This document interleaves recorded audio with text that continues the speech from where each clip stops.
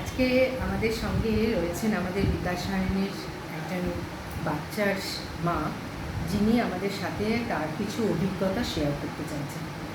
তো আমি প্রথমে একটু জিজ্ঞাসা করি যে আপনার বাচ্চার কী কী মোটামুটি 2 থেকে 2.5 বছর যখন ওর বয়স, তখন থেকে আমি দেখা শুরু করি যে ওর কোনো আই কন্ট্যাক্ট নেই, ও কোনো দিকে তাকায় না, ঘরে একটা কোনায় বসে থাকে নিজের মতন, সারা দিলে শোনে না, নিচে বাচ্চাদের সঙ্গে খেলাতে নিয়ে গেলে খেলবে না, বাচ্চাদের কাছে যাবে না, আমার সঙ্গে দাঁড়িয়ে থাকবে, একটা জায়গায় খেলবে না, দৌড়বে না, কিচ্ছু না। এছাড়া প্রচণ্ড অ্যাগ্রেসিভ হয়ে যেত, রেগে যেত, তার জন্যে বিভিন্ন ধরনের পিঞ্চিং বিহেভিয়ার, তারপর কামড়ে দেওয়ার বিহেভিয়ার, এগুলো ছিল। আর কিছু কিছু স্টিমিং বিহেভিয়ার ছিল, যেমনি ফ্যানের দিকে তাকিয়ে থাকতো, আর ফ্যান দেখলে গোল গোল করে ঘোরা, এই ব্যবহারগুলো ছিল। আর কোনো স্পিচ আসছিল না, স্পিচ আসতো আবার বারবার চলে যেত।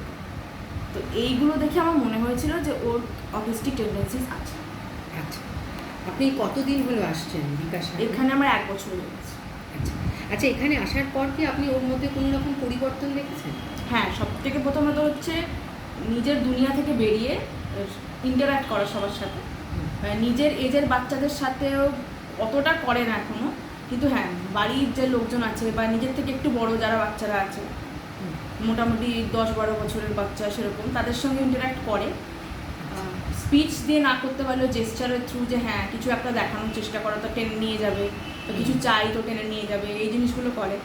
বা কোনো কথা শুনে ভালো লাগলে হাসা, বা কোনো কথা শুনে খারাপ লাগলে কাঁদা বা রেগে যাওয়া, এই জিনিসগুলো এক্সপ্রেস করে। এটা তো হলো সোশ্যাল।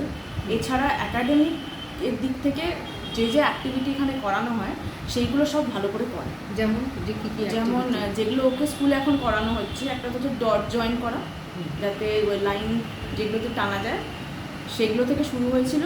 তারপর সেখান থেকে ABCD বা 1 2 3 4কে ট্রেস করা, লাইনে ট্রেস করা। তারপরে হয়েছে ABCD 1 2 3 4কে আইডেন্টিফাই করা, আস্তে আস্তে শুরু হয়েছে। আর কালার ম্যাচিং, এগুলো হচ্ছে লেখাতে যেটা। আর এছাড়া আছে কালারিং প্রথমে হয়েছিল শেপস স্টার্ট করা হয়েছিল, প্রথমে আউটলাইন করে করা হতো স্টেপস, কিন্তু তারপর এখন বিনা আউটলাইনেও কালার করে, আউটলাইনের বাইরেও করে না। এবং বিভিন্ন ধরনের কালারিং বইও আছে বাড়িতে আমার, প্লাস স্কুলে যেগুলো হোমওয়ার্ক দেওয়া হয় সেগুলো ভালো করে। আচ্ছা, ওর অ্যাক্টিভিটি অফ ডেইলি লিভিং, অর্থাৎ প্রতিদিনকার জীবনযাত্রা চালানোর জন্য যেসব অ্যাক্টিভিটিগুলো আছে সেগুলো কীভাবে করে? মানে এগুলো কি শেখে ওগুলো এখানে?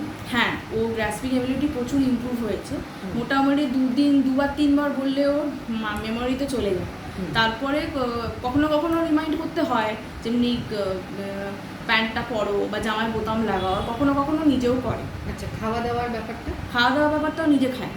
আচ্ছা, এগুলো সম্পর্কে ওর একটা ধারণা তৈরি হয়েছে হ্যাঁ, যেগুলো মানে আগে যেমনি ছিল না যে হাত ধুতে হবে, সেগুলো আগে ছিল না, কারণ আমি নিজেই করাতাম না, আমি নিজে বলতাম হাতটা ধুই, কিন্তু এখন ওগুলো আছে।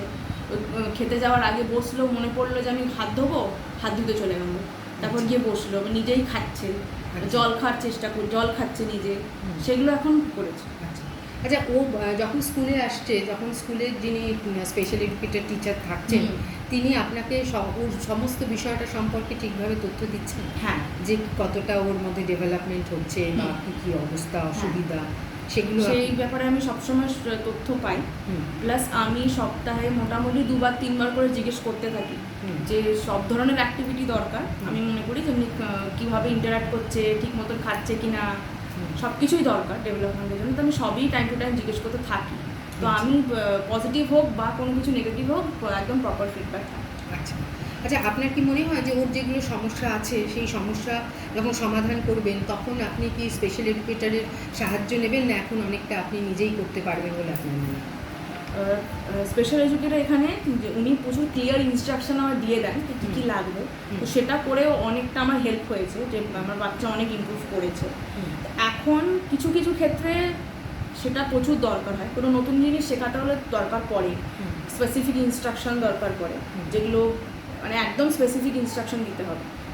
সে মানে বারবার দিলে তখন সে করবে, কিন্তু একবার করতে শুরু করলে আর বলতে হয় না, তখন আমি এমনি বলে দিলেও বুঝে যাবে।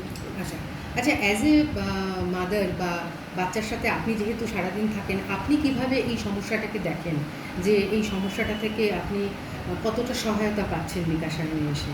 দেখুন, প্রথম দিকে যদি বলি, যখন প্রথম আমি জানতে পেরেছিলাম যে কিছু সমস্যা আছে, প্রথম 1-2 মাস আমি অ্যাকসেপ্ট করতাম, আমার সময় লেগেছিল না, আমার মনে হচ্ছে ভুলভাল বলছে, ঠিক নয়, এটা হতে পারে না। সেটা আমার মোটামুটি 2 মাস মতন টাইম লেগেছিল। তারপরে আমি নিজে করার চেষ্টা করেছিলাম, আমি নিজের থেকে করতাম যে হ্যাঁ নিজে নিজে করি, চেষ্টা করি যে হবে, সেটাতে কিছুটা হয়েছে, কিন্তু মানে সে প্রচুর ডিপেন্ডেন্ট ছিল, মানে আমি না বললে করবে না, সেটা তো হবে না, মানে আস্তে আস্তে তো নিজের থেকে ইন্ডিপেন্ডেন্সটা হতে হবে। এইগুলো করতে এখানে আমার প্রচুর সাহায্য করেছে। আচ্ছা, এখানে কি আপনার বাচ্চার জন্য কোনো থেরাপির সুবিধা আছে? হ্যাঁ, এখানে আমার বাচ্চার জন্য একটা তো আছে অকুপেশন থেরাপি ওটি, আর আছে স্পিচ আর ল্যাঙ্গুয়েজ ইন্টারভেনশন, যেহেতু ওর স্পিচ ডিলে আছে, বারবার স্পিচটা চলে যায়, সেইটা আছে। আর তাছাড়া এখানে বাকি যেসব টিচাররা আছে, যারা স্পেশাল এডুকেটর বা গান হয়, নাচ হয়, যেগুলো হয়, যত অ্যাক্টিভিটি হয় সে সবগুলোই আছে। খেলার জন্য? হ্যাঁ, খেলার জন্যও আছে, খেলার জন্য ইন্ডিভিজুয়ালও আছে, টয়েস নিয়ে খেলা প্লাস গ্রুপে বাচ্চাদের সঙ্গে খেলার অ্যাক্টিভিটিও আছে।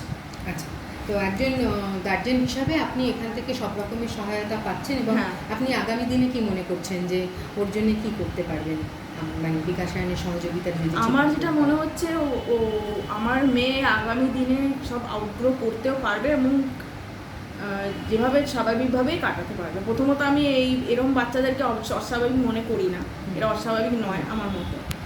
কিছু কিছু উইকনেস থাকে, এদের একটু বেশি থাকে, কিন্তু আমার মনে হয় ও পারবে। অর্থাৎ সাপোর্ট সিস্টেমটা যদি ঠিক থাকে? হ্যাঁ, সাপোর্ট সিস্টেম ঠিক পারবে, যে শেখানোর টেকনিক অন্যরকম, মানে আমার নর্মালি আমরা যেরকমভাবে শিখেছি সেইভাবে ওরা সবই করতে পারে, কিন্তু আমি না। অসংখ্য ধন্যবাদ, নমস্কার।